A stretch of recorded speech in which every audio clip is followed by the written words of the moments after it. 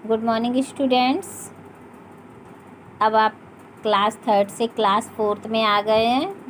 सभी को अच्छा लग रहा होगा। तो आज से हम पढ़ाई स्टार्ट करते हैं बच्चों। बहुत दिन हमने आराम कर ली, ठीक है, लेकिन सब अपना ध्यान भी रखेंगे। ये समय ऐसा चल रहा है कि हम अपना और अपने परिवार का पूरी तरीके से ध्यान रखेंगे। कोई भी बाहर बिन वजह नहीं घूमेगा और बिना मास्क तो बिल्कुल ही नहीं घूमना है, ठीक है। अपना ध्यान बहुत रखना है और अपने मम्मी पापा का भी रखना है, अपने भाई बहन का भी रखना है।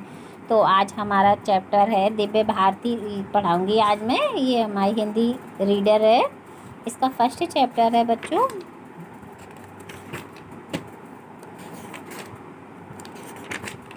गंध किरण।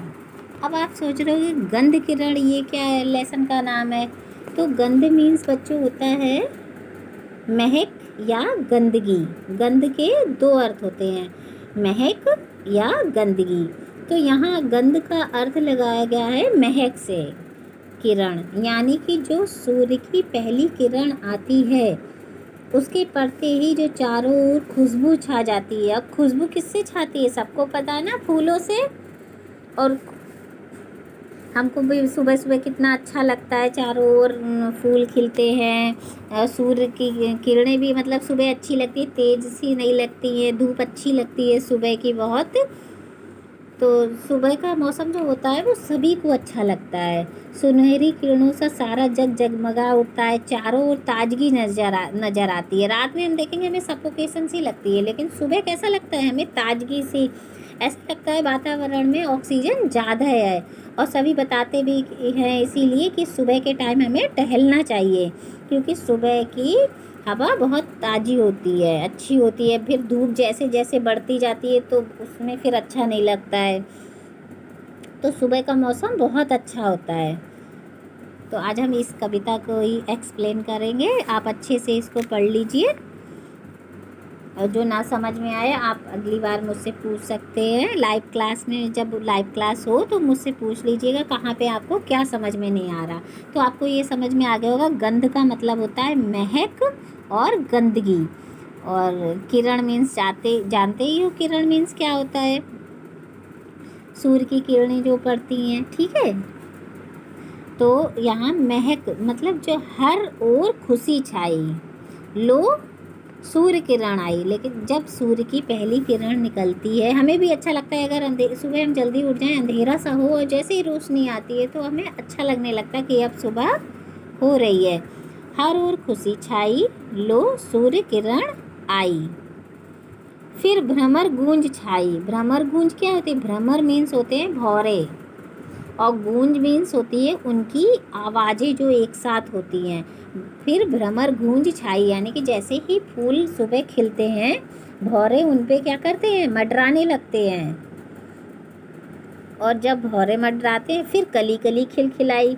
तो आपने देखा वो भौरे मंडराने लगते हैं, फूल भी खिलखिलाने लगते हैं, यानी कि कलियां जो होती हैं वो खिल जाती हैं। ये देखिए इस पिक्चर में दिखाई भी दे रहा है, देखिए फूल खिले हैं और भौरे मंडरा रहे हैं और सूर्य भी निकला हुआ है। फिर ये सेकंड देखिए, कुहू कोयल बोली। कोयल कैसे बोलती है सबको पता है, कुहू कुहू जैसे मिश्री घोली। और ये भी पता है कोयल की आवाज़ सबको बहुत मीठी लगती है।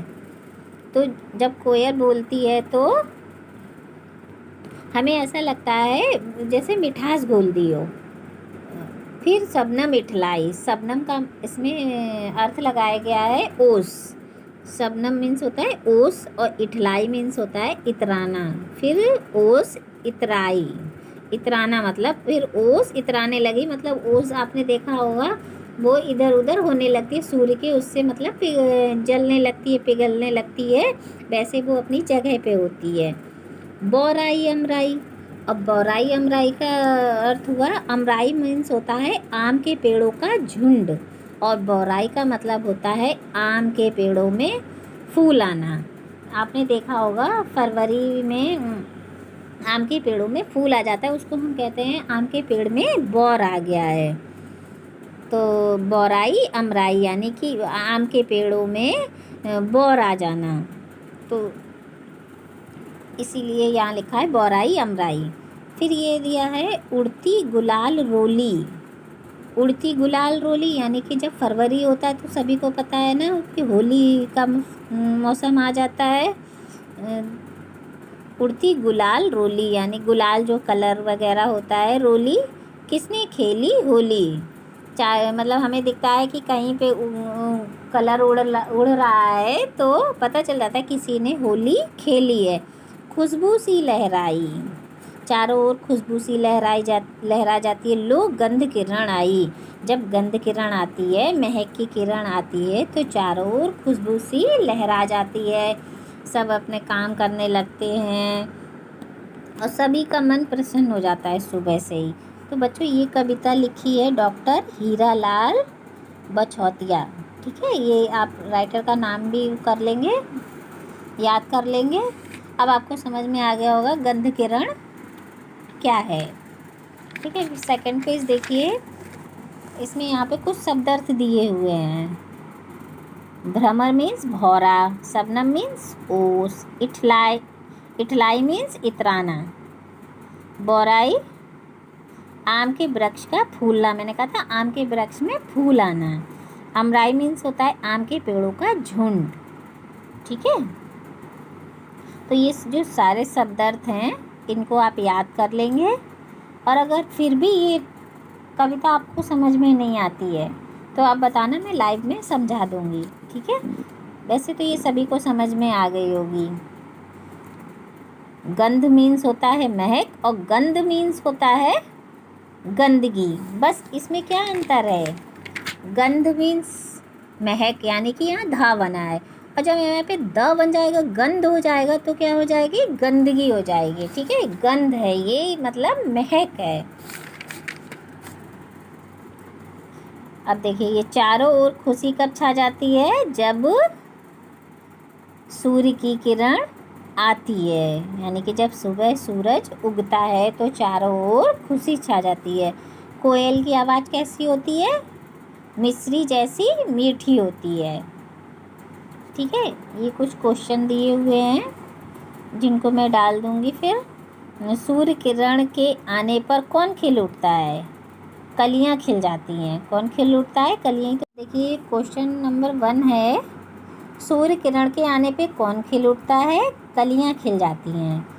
कोयल का बोलना कैसा लगता है, मिश्री जैसा मीठा लगता है।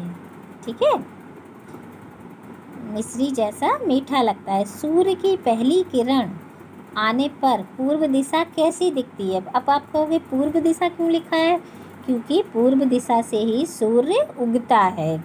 जब सूर्य उगता है तो पूर्व दिशा कैसी दिखती है, पूर्व दिशा लालिमा लिए हुए बहुत सुंदर दिखती है। लालिमा मतलब जब सूरज उग रहा होता है तो बहुत लाल सा होता है और बहुत बड़ा सा दिखाई देता है, और उधर का जो आसमान होता है वो भी रेड रेड ही दिखाई देता है।